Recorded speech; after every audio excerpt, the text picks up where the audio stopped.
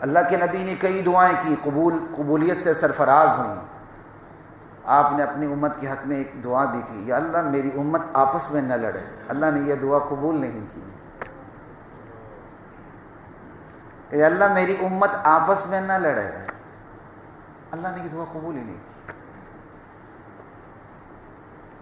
یہ اللہ ہے، یہ دعا کی حقیقت۔ بندے کی فطرت ہے، وہ اسباب کے ہوتے ہوئے بھی دعا کے لیے ہاتھ اٹھاتا ہے۔ یہ بندے کی فطرت ہے۔ اگر فطرت مسخ نہیں ہوئی، وہ صرف ایک اللہ کے سامنے ہاتھ اٹھاتا ہے۔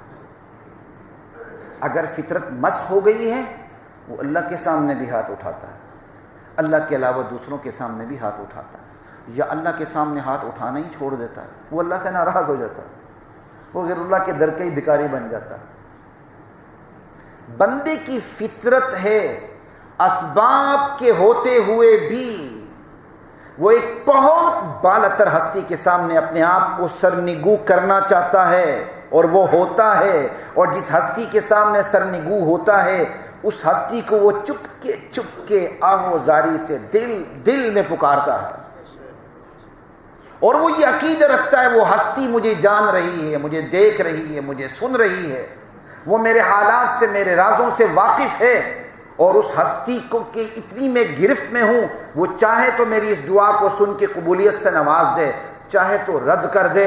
وہ سمیع ہے، وہ بصیر ہے، وہ قادر مطلق ہے، وہ علام الغیوب ہے، وہ میرے دل میں اٹھنے والے وسوسوں تک کو جانتا ہے، رازوں تک کو جانتا ہے۔ ایمانداری سے بتائیں، یہ دعا کے لیے جب ہاتھ اٹھتے ہیں، پیچھے یہ عقیدہ اور شعور ہوتا ہے کہ نہیں؟ اب یہ عقیدہ اور شعور کسی اور کے لیے ہو تو بندہ مسلمان کیسے رہے؟ اگر یہ عقیدہ شعور کسی اور کے لیے ہو جائے کہ میں جس ہستی کے لیے کے سامنے ہاتھ اٹھا رہا ہوں، وہ ہستی جسے میں دیکھ نہیں پاتا وہ مجھے دیکھ رہی ہے، جسے میں سن نہیں رہا وہ مجھے سن رہی ہے، میں اس کی گرفت میں ہوں، ہر حرکت سے وہ باخبر ہے، اور وہ میری مراد پہ پہنچ کے میری مراد کو پورا کر سکتی ہے وہ ہستی۔ اب اگر یہ عقیدہ اللہ کے علاوہ کسی اور کے لیے ہو تو دعا رہے گی؟ وہ شکل دعا کی ہوگی اور شرک کی سب سے بڑی قسم ہوگی۔ یہ بندے کی فطرت ہے، وہ دعا کے لیے ہاتھ ضرور اٹھاتا ہے، خلوت کی تنہائیوں میں روتا ہے، دل کا دکھڑا سناتا ہے، راز و نیاز کی باتیں کرتا ہے، سرگوشی کرتا ہے۔ بڑے ہوں تو ان کے سامنے جا کے بھی لیٹ جاتا ہے، اگر اس کے بڑے نہ رہیں، اس کے بچے ہیں، اب وہ بچوں کے لیے بڑا ہے، بچوں کے سامنے وہ اپنے دکھ کو نہیں رکھ سکتا، اب بیٹھ کے جس ہستی کو بالا تر سمجھتا ہے اس کے سامنے اپنے آپ کو بس سپرد کر دیتا ہے۔ اگر وہ خوش قسمت ہے تو یہ سارے کام وہ اللہ کے لیے کرے گا، اگر وہ کم قسمت اور بد قسمت ہے وہ اللہ کے ساتھ دوسروں کو بھی اس میں شریک ٹھہرائے گا۔ پھر بندہ جس کے سامنے ہاتھ اٹھاتا ہے اس کے بارے میں اس کا عقیدہ ہے کہ وہ خود مختار ہستی ہے، لیکن ضروری نہیں بندہ جس کو خود مختار سمجھے وہ واقعی خود مختار ہو۔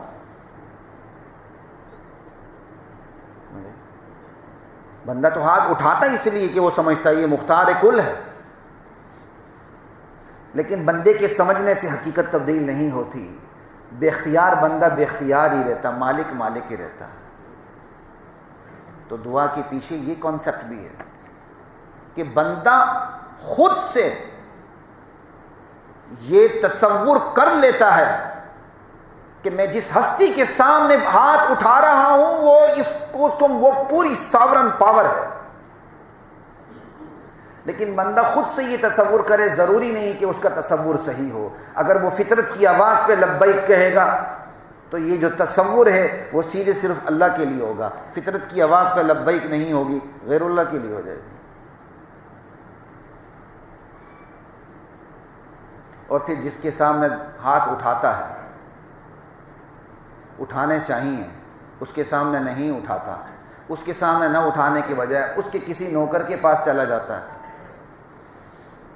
ماتحت کے پاس چلا جاتا ہے، تو ایسا ہی ہے، حاکم سے مانگنے کے بجائے بندہ جو سائلین کے صف میں بیٹھا ہوا اس سے مانگنا شروع کر دے۔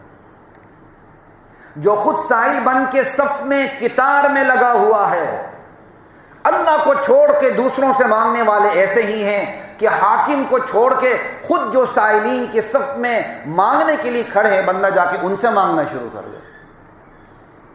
یہ حماقت کی انتہا نہیں کہ جس کے پاس جانا ہے بندہ اس کے پاس درخواست لے کے نہیں جا رہا, جو خود درخواست اٹھائے پھر رہے ہیں بندہ ان کے پاس جا رہا ہے, جی یہ میری درخواست لے لو. یہ حماقت کی انتہا ہے. اور یہ صرف حماقت کی انتہا نہیں, گستاخی کی بھی انتہا ہے. اگر وہ بندہ وہ ہستی دیکھ رہی ہو جس ہستی کے سامنے موجود ہوتے ہوئے بندہ اس ہستی کے سامنے درخواست پیش نہیں کر رہا بلکہ اس ہستی کو درخواست پیش کرنے والوں کو درخواست پیش کر رہا, یہ تو اللہ کی گستاخی کی ہوئی. اللہ تو کہتا ہے براہ راست میرے سامنے درخواست پیش کرو, اور یہ بندہ ان کے پاس کیا جو خود اللہ کو درخواست پیش کر رہے ہیں, سائلین کے صف میں بیٹھے ہوئے ہیں. اب وہ سائل سمجھاتا ہے ارے بھائی خود ہمارے ہاتھ میں پرچی ہے, عرضی ہے, درخواست ہے, ہم نے خود اپلیکیشن لکھی ہوئی ہے, ہم خود اس بارگاہ میں لائن میں لگے ہوں, آ جاؤ لائن میں لگ جاؤ. وہ کہتا نہیں میں نے لائن میں نہیں لگنا, بس تسی ہو جو ہو تو آپ نہیں کرنا. تو اس سے بڑا احمق انسان کون ہوگا؟ یہ ہے دعا کی حقیقت. 3-4 چیزیں میں نے اجمالی طور پہ, کچھ چیزیں میں نے آپ کو تفصیلی طور پہ رکھ دی جس سے آپ کے سامنے ایک دعا کی حقیقت سامنے آ گئی. دعا ہے کیا؟ لا الہ الا اللہ. دعا رشتہ ہے, رشتہ اللہ اور اس کی مخلوق کے درمیان. اس دعا کے ذریعے اللہ نے اپنے اور بندے کے درمیان تعلق کو 24 گھنٹے قائم رکھا ہوا. سونے سے لے کر بیدار ہونے تک کی دعائیں, بیدار ہونے سے لے کر سونے تک کی دعائیں, جانماز سے لے کر بیت الخلاء تک کی دعائیں, بیت الخلاء آنے کی دعائیں, جانے کی دعائیں, مسجد میں آنے کی دعا, جانے کی دعا, اٹھنے کی دعا, بیدار ہونے کی دعا, سونے کی دعا. یہ کیا ہے؟ قدم قدم پہ اللہ نے اپنے بندے کو اپنے ساتھ جوڑے رکھا ہوا ہے. صلی اللہ من فضلہ, اللہ سے اس کا فضل مانگو.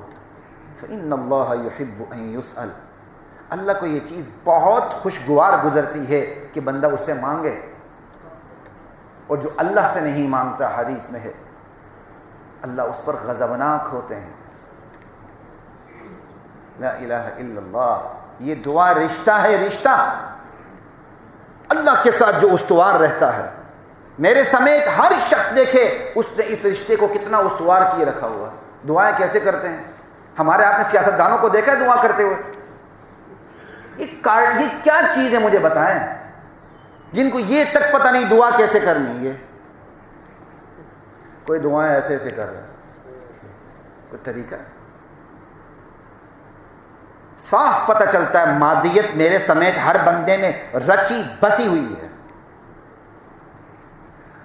اور یہ جو دعا کا رشتہ ہے نا, یہ ہر کسی کو نہیں بھاتا اور ہر ایک برداشت بھی نہیں کرتا. اور خود قرآن کہتا ہے وَإِذَا ذُكِرَ اللَّهُ وَحْدَهُ اشْمَأَزَّتْ قُلُوبُ الَّذِينَ لَا يُؤْمِنُونَ بِالْآخِرَةِ. جب ایک اللہ کا ذکر کیا جاتا ہے تو جو لوگ آخرت پر یقین نہیں کرتے ان کے دل تنگ پڑ جاتے ہیں, متنفر ہو جاتے ہیں, منکبس ہو جاتے ہیں کہ یہ کیا کر رہا ہے اللہ اللہ اللہ اللہ. وَإِذَا ذُكِرَ الَّذِينَ مِن دُونِهِ إِذَا هُمْ يَسْتَبْشِرُونَ. وَإِذَا ذُكِرَ الَّذِينَ مِن دُونِهِ إِذَا هُمْ يَسْتَبْشِرُونَ. جب اللہ کے علاوہ دوسروں کا ذکر کیا جائے تب بندہ خوش ہوتا ہے. یہ ہوئی نا بات. اکیلے اللہ کا ذکر اسے